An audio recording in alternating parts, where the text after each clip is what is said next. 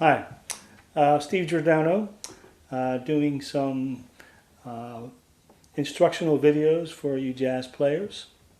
This one is titled "The Goal, the Goal of Improvisation." So, in other words, what is improvisation? What are we going for here, and why is that the main nucleus of jazz?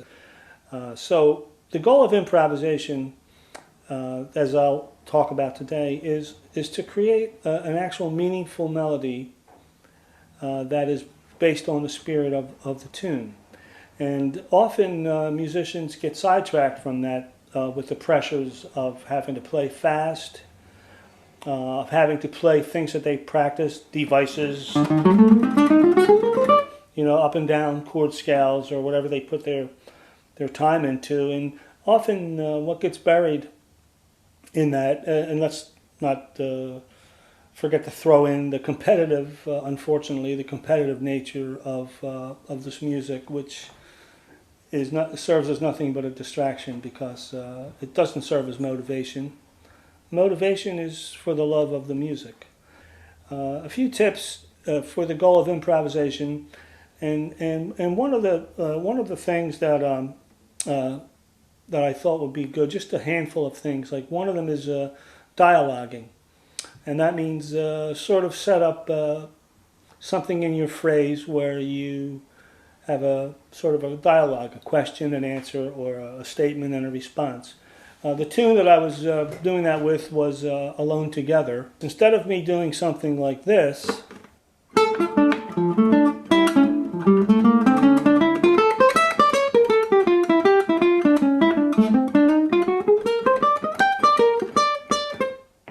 finally a breath. I mean, if you're playing saxophone, you have to breathe.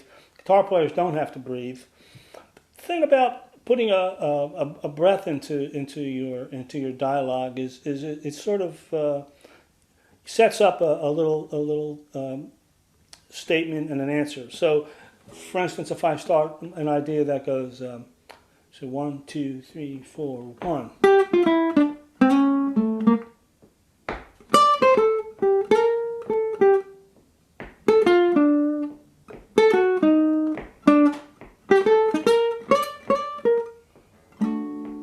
The tune moves on. So building a sense of dialogue into your melody making can cause a much more thematic outcome, which is what, to me, the goal of improvisation is create a theme, your own theme. Look at the melody of this tune. It goes,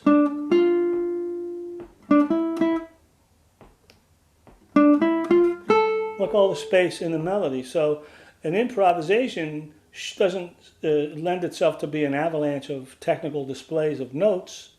Now, there's nothing wrong with that at the right given time for momentum, but we want to really come up with something meaningful, and that's something that's hard to learn as a jazz player with all the pressure and all the gymnastics that go with playing exercises and trying to play up tempos and complexity. What gets lost is a thematic development. Sometimes to create a great solo or a good solo, great, I mean, who's the judge? Sometimes in order to do that, I feel like it might be a good idea to compose a solo through a piece. Composing a solo through a piece could actually give one a peek into the future of how you could play if taking all the distractions that go on and all the worries and all the worrying about the chord changes and whatnot. So composing a solo is meaning that you take part of a tune that has its own breath. Like in Alone Together, you might have. Now that's like a statement within itself, and that happens twice.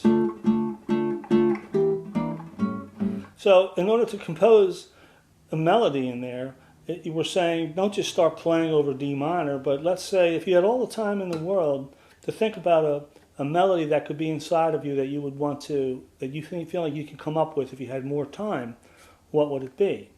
So you might say, okay, you might have to lay this down on tape to hear it. You might have to have a looper. You might have to have a friend over playing the changes, whatnot, if you have a guitar and you can't hear the chords. But you have to figure out your own technique of doing this. But trying to compose a solo with more time, in other words, without time, I might, in my younger days, might have gone.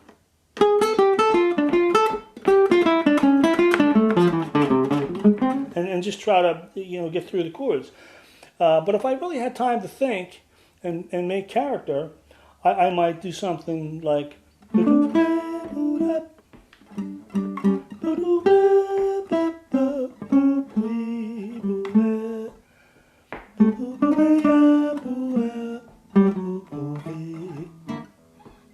And with just a little more time, now I did that spontaneously because I'm already in touch with my ideas, but if you're not quite at that point yet, but still working toward that, one way of getting closer, closing that gap, and here's the gap. The gap is between what you can come up with if you had all the time in the world to come up with something, or trying to do something spontaneously where you are just forced to play because the time's going by, improvisation-wise. So as we work on that development of melodies, that gap gets smaller and smaller. The gap between what you can come up with if you had more time and what you can come up with spontaneously. Spontaneously, you might have the pressures. You might not know the tune well enough. You might come up with issues. You might not really ever get to what you can really come up with. So as a teacher, I've always tried to tell my students to try to learn how to improvise in a tune by seeing what they can come up with if they had all the time in the world to find a melody. So I hope this tip helps you. I will do some ongoing lessons more on this subject. Thanks for listening.